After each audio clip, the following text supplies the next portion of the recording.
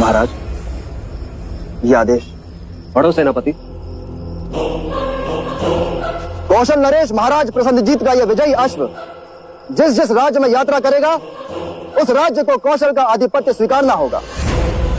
अश्व को रोकने का अर्थ कौशल की सेना से युद्ध करना होगा, अर्थात अपना अस्तित्व मिटाना होगा।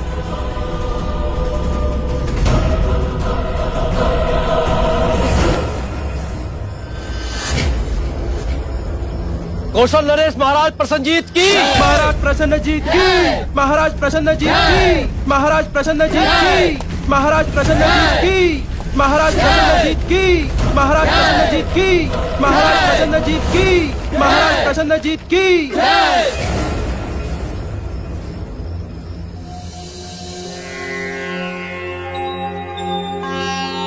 गुरुदेव, विवाह का जो सबसे सर्वश्रेष्ठ मुहूर्त हो वो ही निकालिएगा। हाँ गुरुदेव, सिद्धार्थ और यशोधरा के विवाह की बात है। गुरुदेव, जो भी सबसे पहला मुहूर्त हो वही निकालिएगा। हमारी यशोधरा इस विवाह को लेकर बहुत उतावली है। देखिए ना, इस समय भी वो यहाँ नहीं है, सिद्धार्थ के साथ।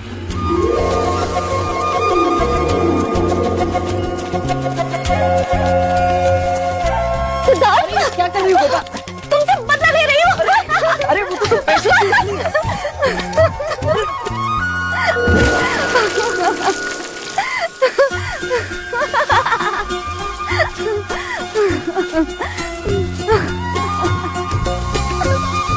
विवाह का शुभ मुहूर्त आज से 7 दिन बाद पूर्णिमा को ही है।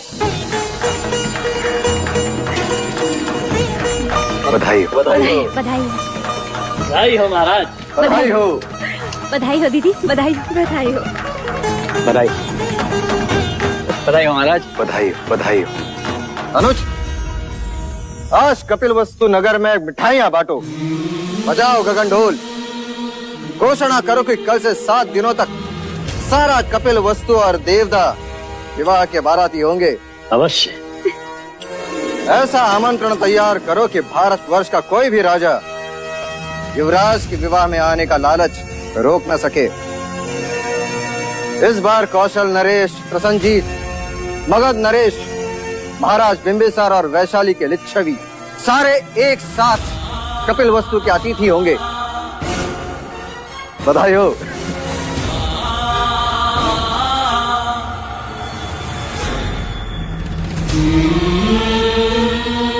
आप प्रसंग अनुसार कार्यसूची बना लें। मैं कुछ ही क्षणों में उपस्थित होता हूँ।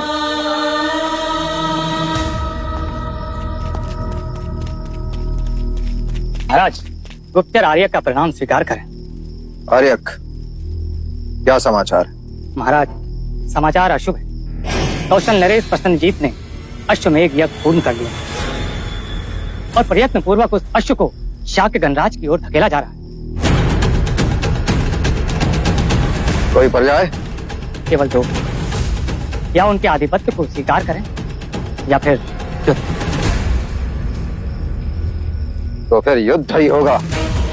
अपने गुप्तचरों को चौका न करो और उनके अश्व की दिशा पर हर समय दृष्टि बनाए रखो। इस समय उनका अश्व कपिल वस्तु से कितनी दूरी पर? 7 दिवस की दूरी पर है महाराज। 7 दिवस। विवाह का शुभ मुहूर्त आज से 7 दिन बाद पूर्णिमा को ही।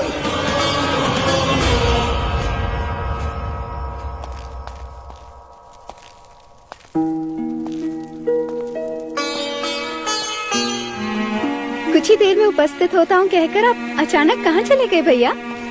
हम सब कब से आपकी राह देख रहे थे। हमने तो सिद्धार्थ के विवाह की सारी तैयारियां भी कर ली हैं। हाँ भाई महाराज, इतनी तैयारियां हो चुकी है कि यदि वो दोनों यहाँ होते तो कदाचित हम उनका विवाह ही करा देते। भैया, ये है विधि का क्रम, देखिए। भाई महाराज, कुलगुरु ने इस शुभ अवसर पर एक मंदिर बनाने का भी सुझाव दिया है। और ये आमंत्रण पत्रिका भी तैयार हो गई है, ये देखिए।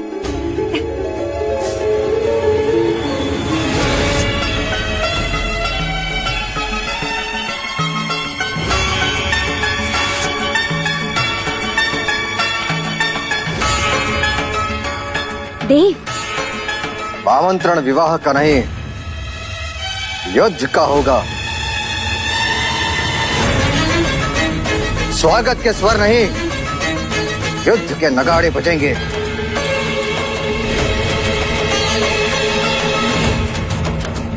महाराज, ये आप क्या कह रहे हैं? कौशल नरेश प्रसन्नजीत ने अश्वमेघ यज्ञ किया है और वह अश्व शाक्य गणराज्य की ओर आ रहा है। राजा दंडपानी, हमें विवाह स्थगित करना होगा।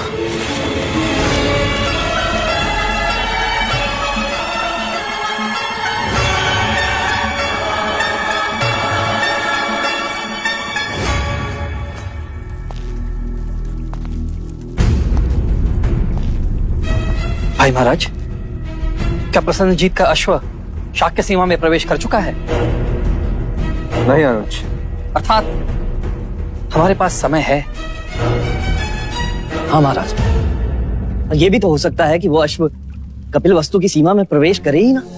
फिर तो हम सिद्धार्थ और यशोधरा का विवाह कर सकते हैं।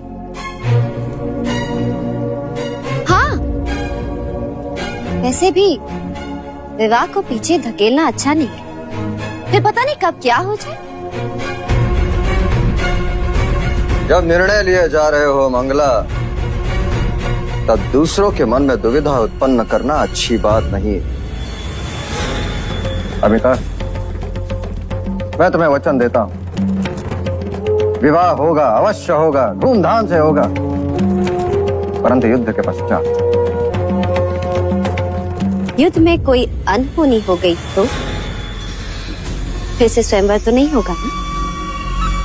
और फिर यशोधरा का हाथ कौन थामेगा? मंगला दीदी, यदि आप शुभ नहीं बोल सकती तो अशुभ भी ना बोले।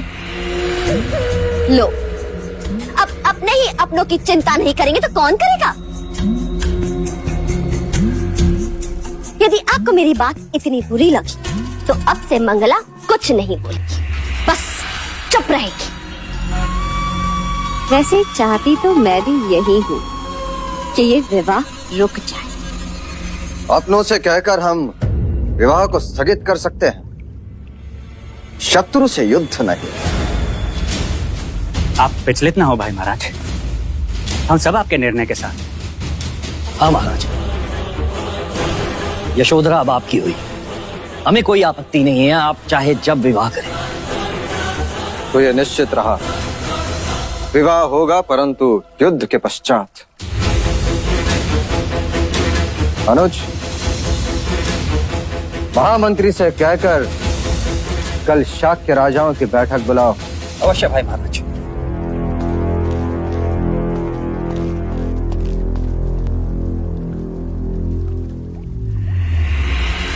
अब तो श्रीफल चढ़ाने ही पड़ेंगे।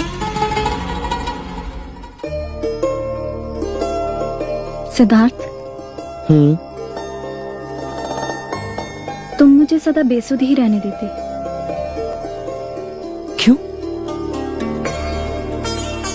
तुम्हारा ध्यान मेरे पास तो रहता।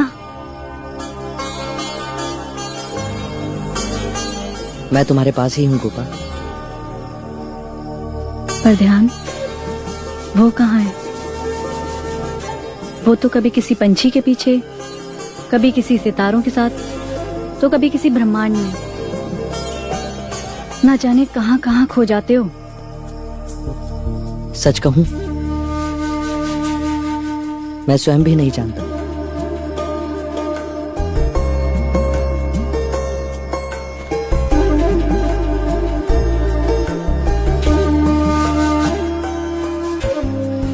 ये क्या कर रही हो? स्वयं को तुमसे बांध रही हूँ। क्यों? कहीं मेरी आंख लग गई और तुम चले गए तो? लो, अब गांठ बांध ली है। अब तुम 7 जन्मों तक मेरे साथ ही रहोगे।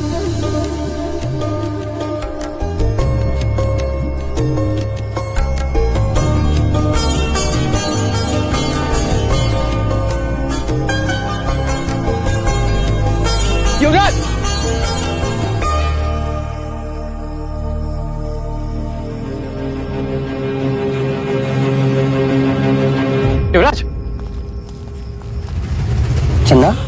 युवराज, एक अशुभ बात हो गई।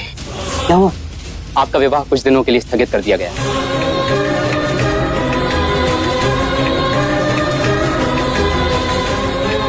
पर क्यों? क्योंकि प्रसन्नजीत ने अश्वमेध यज्ञ कर अश्व को छोड़ दिया है। कपिल वस्तु में अश्व के आते ही युद्ध होगा।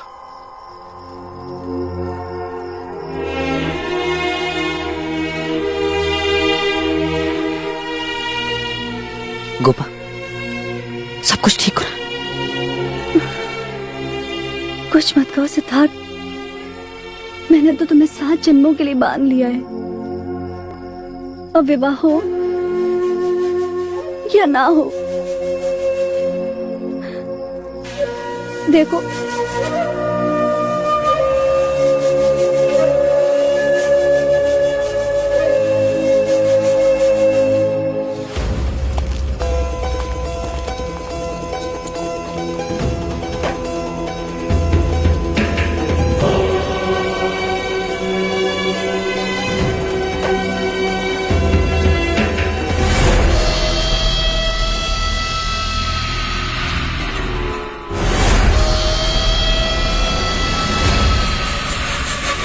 मेरा रास्ता छोड़ो। कैसे छोड़ दूं?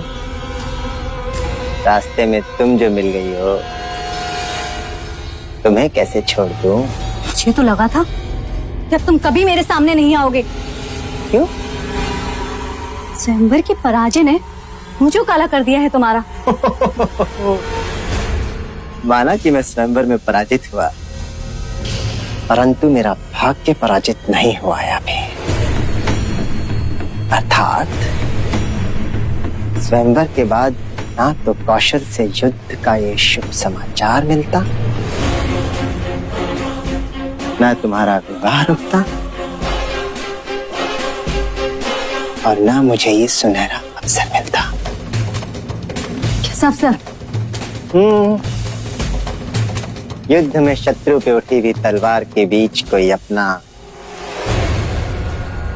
भी तो हो सकता है।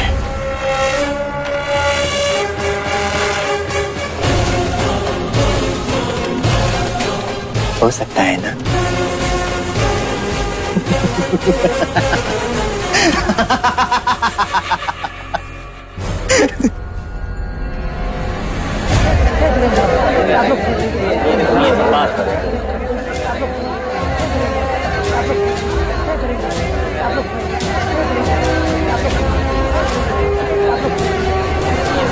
शांत हो जाइए, शांत हो जाइए। हम पहले केवल एक ही उत्सव मनाने वाले थे, परंतु मां अभ्या की कृपा से अब हम 2 उत्सव मनाएंगे। एक प्रसन्नजीत को पराजित करने का और दूसरा सिद्धार्थ के विवाह का। वैसे आप सारी परिस्थिति से अवगत हैं। यदि प्रसेनजीत हमारी देश की ओर देखेगा तो उसे मुंह की खानी पड़ेगी। हमें एक होकर युद्ध करना होगा और उसके अश्व को रोकना होगा। और उसके अश्व को ना रोका तो? उसका अर्थ यह होगा कि हमने कौशल का आधिपत्य स्वीकार कर लिया। हमारे पास केवल 2 ही पर्याय है, कौशल का आधिपत्य स्वीकार करे अथवा उनसे युद्ध करे। महाराज, कौशल हमसे अधिक शक्तिशाली है, उसके पास हमसे अधिक शस्त्र है, अधिक सैन्य है और अधिक अश्वबल भी महाराज। परंतु हमारे जैसा साहस नहीं। हमारा एक एक शाक्य योद्धा उनके 10-10 योद्धाओं पर भारी है। मेरा प्रस्ताव है कि हम सबको शांत होकर इस पर विचार करना चाहिए। महाराज, यदि हम प्रसन्नजीत की मित्रता स्वीकार लें तो? मित्रता या पराधीनता? नहीं चलेगा ये। शांत हो जाइए, शांत हो जाइए। महाराज, इससे हम धन और जान की हानि होने से बच सकते हैं। यदि वो हमारे अपने प्रदेश में हमारा अधिकार सुरक्षित रखता है तो इसमें हमें आपत्ति क्या होनी चाहिए? बलशाली मित्र कौन नहीं चाहता महाराज? अर्थात मित्रता के नाम पर हम उनके दास बन जाए? ये मत भूलिए राजा दंडपानी, शाक्य देश एक आदर्श गणराज्य है। और उस पर कोई और राज करे, ये स्वप्न भी नहीं होने देंगे हम।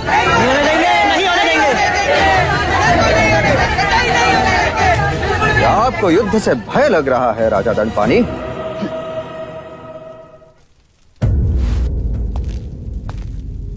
एक सुझाव है महाराज, क्या हम प्रसन्नजीत के सामने शांति का प्रस्ताव नहीं रख सकते? शांति का अर्थ समझने वाले अश्वमेघ यज्ञ किया नहीं करते पुत्र। अब वो शांति की बात तभी समझ पाएगा जब वो युद्ध में पराजित होगा। अब केवल एक ही उपाय है और वो है युद्ध। क्या आप सभी मेरे युद्ध प्रस्ताव से सहमत हैं? महाराज शुद्धोधन की, महाराज शुद्धोधन की, महाराज शुद्धोधन की, महाराज शुद्धोधन की। अब हमें युद्ध के लिए तैयार होना होगा। सारे शाक्य राजा अपनी अपनी सेना लेकर शीघ्र से शीघ्र कौशल सीमा की ओर प्रस्थान करेगा। हमारी सारी शक्ति कौशल सीमा पर इकट्ठा होगी। प्रसन्नजीत के अश्व को हम शाक्य देश में घुसने नहीं देंगे। नहीं घुसने देंगे,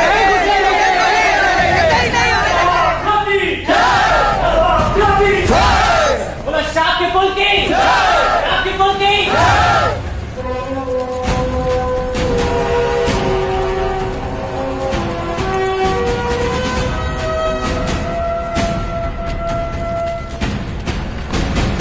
महाराज प्रसन्नजीत की जय हो। बधाई हो महाराज, हम बिना लड़े ही युद्ध जीत गए। हमारे और शाक्यों के बीच जो राज्य था, वहां के नरेश आपके प्रस्ताव को स्वीकार करना चाहते हैं। उत्तम, अति उत्तम सेनापति बांदुल, ये हमारी विजय का प्रारंभ है। आइए राजन।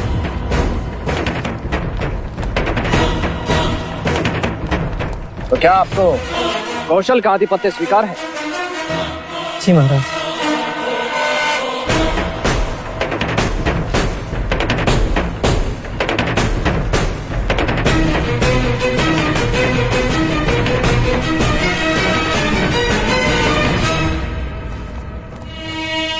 ये हमारी तरफ से आपको भेंट। इसे कौशल के राजकोष में जमा करो और आप जा सकते हैं। हमने आपको अभय दान दिया। अच्छी बात। मुझे ऐसे छोटे छोटे राज्य नहीं, बड़ा देश चाहिए। हमारा अगला लक्ष्य है शाक्य देश, कपिलवस्तु।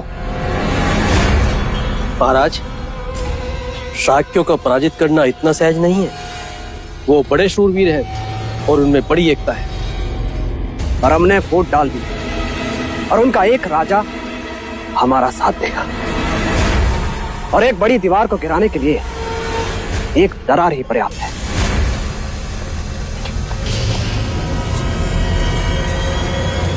गुप्तचर, हमारा ये संदेश उस राजा तक पहुंचा दो।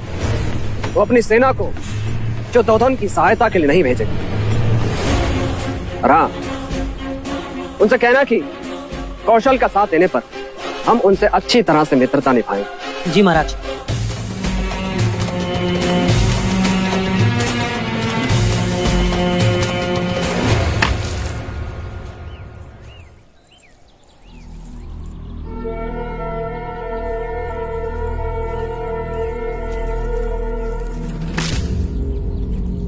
ये क्या कर रही हो मंगला दीदी?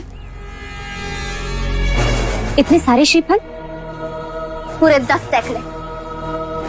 पर किसके? क्योंकि इतने जाप जो करने हैं। जाप? पर क्यों? जो काम आपको करना चाहिए महादेवी, वो मैं कर रही हूँ। मानो आई बला को टाल रही हूँ। कितना बड़ा अपशगुन है कपिलवस्तु के लिए। अपशगुन? कैसा अपशगुन? शाक्य कुल की औरतें बातें करने लगी। मुझे अच्छा नहीं लगा, परंतु क्या करूं? इतना नाम लेने से भी डरती हूं। बड़े ही अमंगल चरणों वाली है। अरे सिद्धार्थ से इसके विवाह की बात क्या चली? देखो युद्ध छिड़ गया। मानो दुर्भाग्य अपने साथ लेकर आई हो। लो दूसरा अपशगुन, पूजा का दीपक ही गिरा दिया।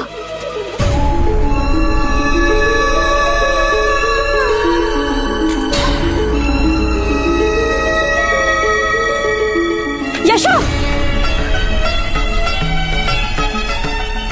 जानती भी हो तुम क्या कह रही हो मंगला दीदी? यदि देवदत्त के साथ यशोधरा का रिश्ता होता तो भी ऐसी ही बात कहती।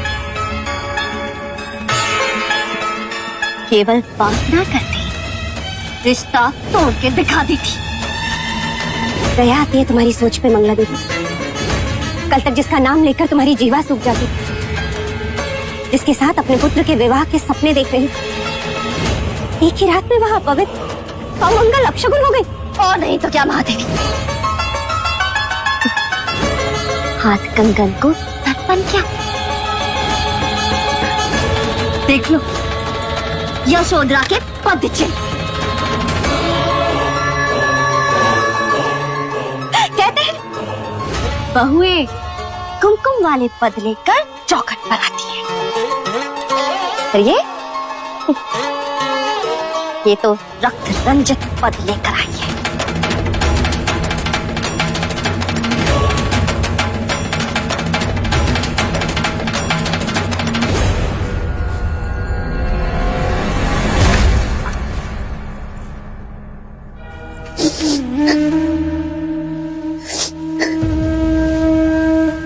यशो, बुआ, आप जो प्रायश्चित कहेंगी मैं करूंगी। मैं नहीं चाहती कि मेरे कारण प्रजा या राज्य पर कोई भी विपदा आए। अगली, ये कैसी बातें कर रही है तू? जिसको जो कहना है वो कहे, पर मेरे लिए तो तू बड़ी भाग्यवान है जो मेरे पुत्र को समझती। और तू देखना, एक दिन यही मंगला दीदी पछताएंगी अपने विचारों पर, जब उन्हें ये पता चलेगा कि हम युद्ध जीते। तो और देखना, इसी चौखट पर वो तेरी आरती उतारेंगी तो मैं उनसे कहूंगी, है मेरी बहू से बड़ा कोई शगुन? वाह!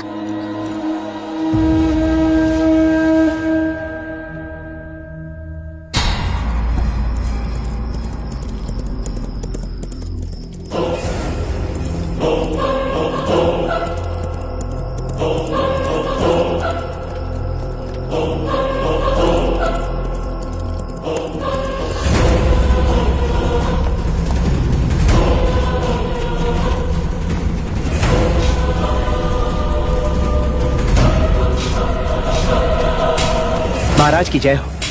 महाराज, एक महत्वपूर्ण सूचना है। कौशल नरेश का अश्व हमारी सीमा में प्रवेश कर चुका है। महाराज प्रसन्नजीत ने महाराज ने कहा है आप उनका साथ देंगे तो वो इच्छा पूरी करेंगे।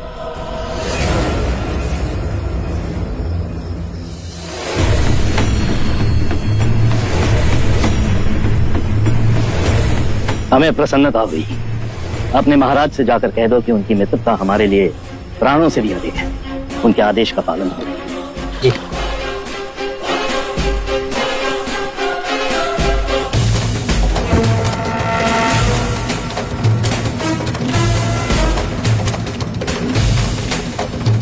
महाराज, इस समय इस पहाड़ की इस ढलान पर प्रसन्नजीत ने अपना पड़ाव डाल रखा है।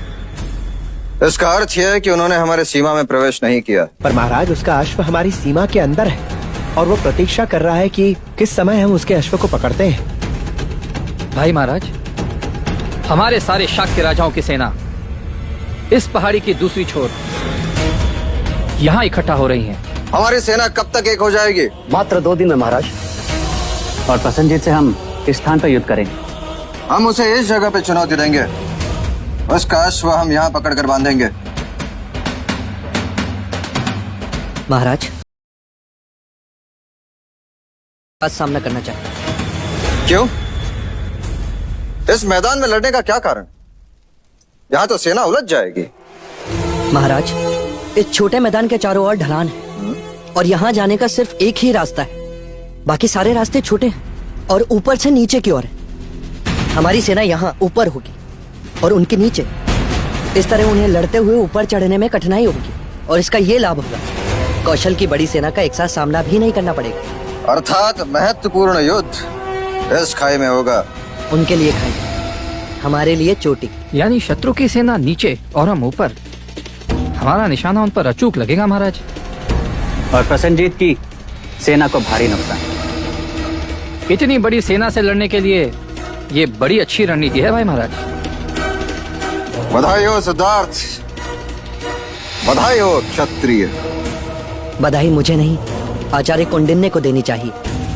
उन्होंने ही हमें यह नीति सिखाई और साथ ही हमें यह भी सिखाया कि जहां तक हो सके युद्ध को रोक देना चाहिए, क्योंकि युद्ध केवल विनाश अर्जित करता है।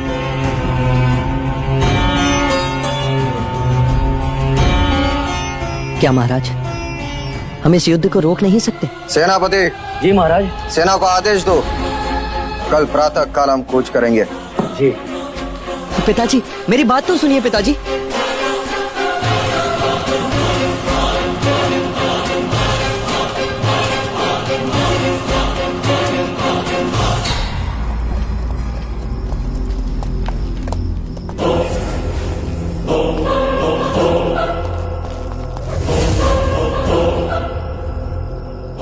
कौन है तू?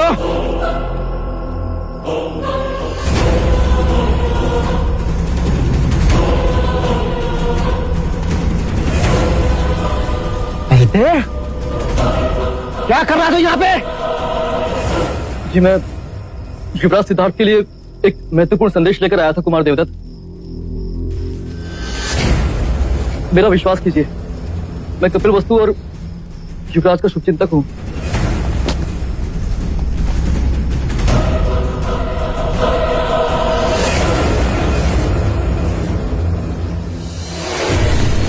तो कौशल का गुप्तचर राजा दंड पाने के लिए ये महत्वपूर्ण संदेश लाया। नहीं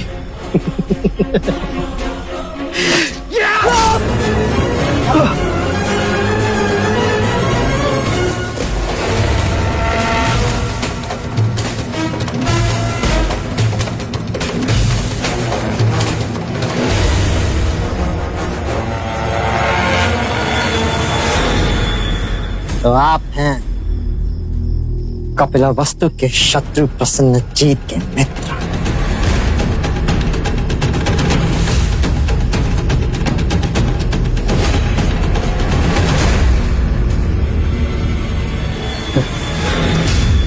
और तुम हो अपने ही घर के भेदी।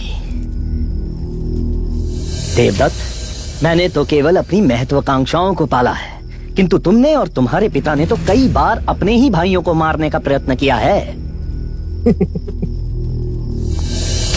क्या हो राजा दंडपानी, यदि ये संदेश मैं महाराज चित्तोधन को दे दूं?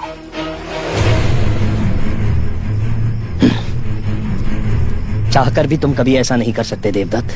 नहीं कर सकते? क्यों? क्योंकि हमारा शत्रु एक ही है, राजा शुद्धोधन, जो अब आपके समधी हो गए। हाँ देवदत्त,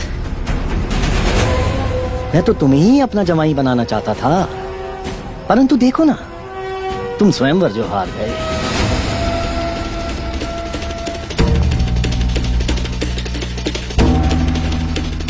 देवदत्त, तुम मेरी सहायता करो और मैं तुम्हारी करूंगा। ये कौशल राज के गुप्त संदेश की बात हम तक रहे, बस।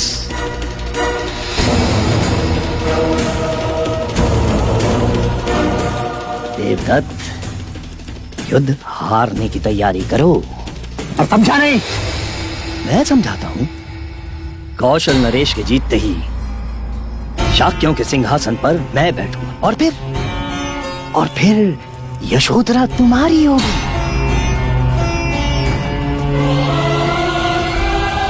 और फिर मैं तुम्हें अपना उत्तराधिकारी घोषित कर दूंगा। तुम्हें देवदत्त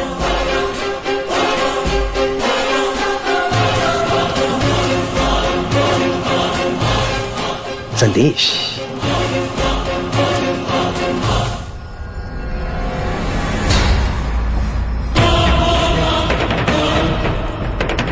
आओ आओ।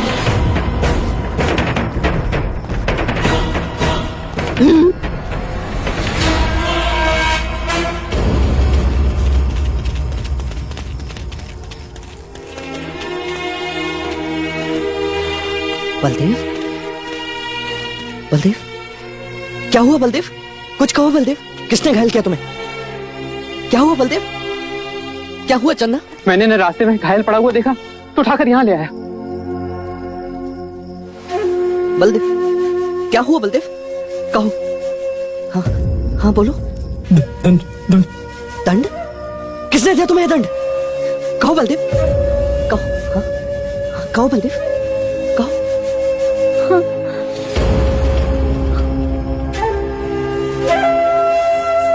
बोलो। पानी लाओ।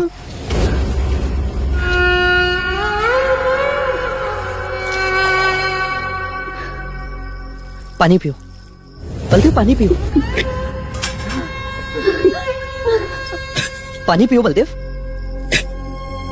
हाँ, पानी पियो, पानी पियो बलदेव, पानी पियो बलदेव, बलदेव,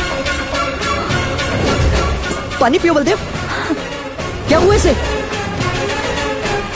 क्या हुआ इसे चन्ना? ये बोल क्यों नहीं रहा? बलदेव, बलदेव, बलदेव, बलदेव,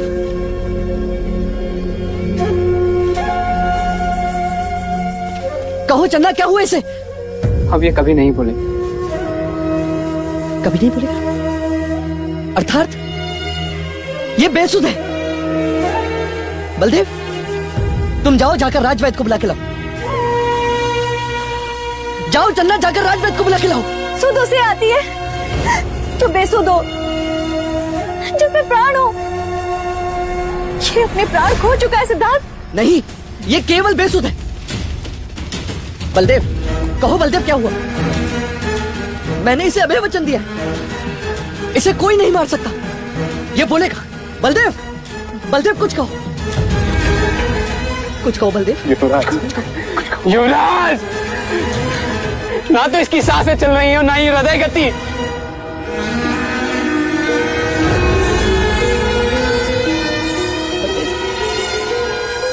बलदेव, आंखें खोलो बलदेव, आंखें खोलो। बलदेव, बलदेव। मृत्यु अटल है युवराज। नहीं, तुमने ना देखा हो, तुमने अपने आचार्यों से पुराणों की कथाओं में मृत्यु की बातें सुनी होंगी।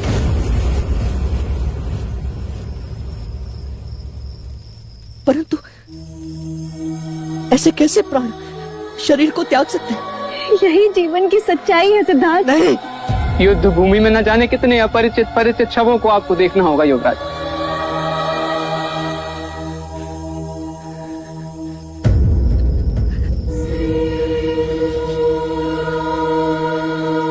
नहीं लड़ूंगा मैं युद्ध, नहीं लड़ूंगा मैं युद्ध। राज्य की रक्षा के लिए आपको युद्ध करना होगा। मुझे राज्य की रक्षा के लिए मत समझाओ। मैं किसी मनुष्य को मार नहीं सकता। ऐसे कैसे बिना मनुष्य सम्मति के प्राण शरीर को छोड़ सकते हैं? नहीं लड़ूंगा मैं, नहीं लड़ूंगा। कपिल वस्तु की आशाएं हैं आपसे, आपको युद्ध लड़ना होगा। मैं युद्ध नहीं लड़ूंगा, नहीं करूंगा युद्ध, चाहे कुछ भी हो जाए। नहीं लड़ूंगा युद्ध। तुम्हें जाना होगा। नहीं जाऊंगा मैं किसी की हत्या नहीं कर सकता। युद्ध का अर्थ केवल शत्रुओं को मारना नहीं होता, अपनों को बचाना भी युद्ध का एक हिस्सा है। तो मैं युद्ध नहीं लड़ूंगा, मैं युद्ध होने भी नहीं दूंगा। मैं युद्ध को रोकूंगा, रोकूंगा मैं युद्ध को। युवराज, तुम सब मुझे अकेला छोड़ दो, अकेला छोड़ दो मुझे, अकेला छोड़ दो। युवराज, कहाँ जा रहे हैं आप? युवराज, जाने दो चन्ना उसे। इन्हें रोकिए। इस समय उनके किसी भी प्रश्न का उत्तर नहीं दे सकते हम, न ही उन्हें समझा सकते हैं और न ही वो समझ पाएंगे। केवल एक ही उपाय है, मुझे एकांत में छोड़ दो।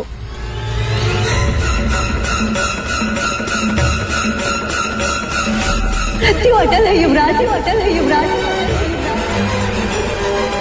यही जीवन की सच्चाई है सिद्धार्थ, सच्चाई है सिद्धार्थ। युद्ध भूमि में न जाने कितने अपरिचित शवों को आपको देखना होगा योद्धा।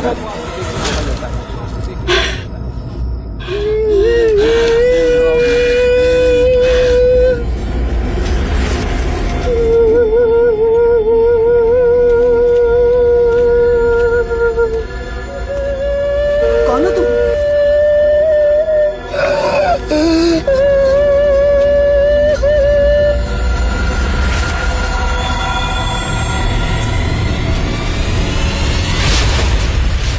कौन हो तुम? मैं तुम ही तो हूँ। तुम्हारी की भावना,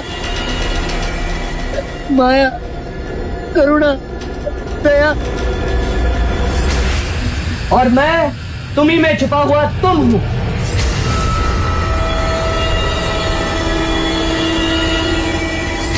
कौन हो तुम दोनों?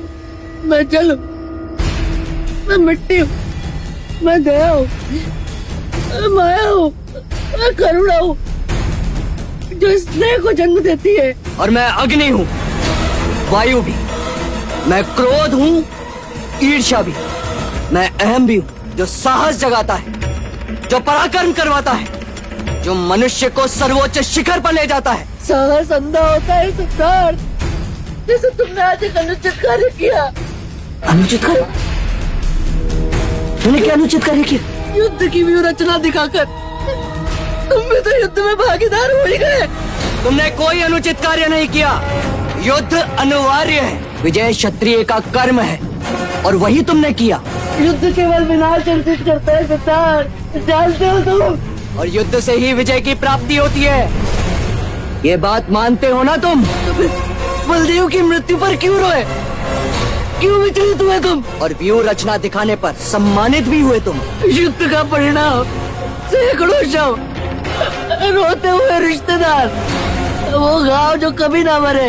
ये मिट्टी, ये माया, ये दया, ये करुणा तुम्हें आंसुओं में बहाकर ले जाएंगे, तुम्हें अपने लक्ष्य से भटका देंगे। ये अग्नि क्रोध तुम्हें भस्म कर देगी सिद्धार्थ। मत सुनो, अपने स्वार्थ का ध्यान करो, परमार्थ का कर्म करो।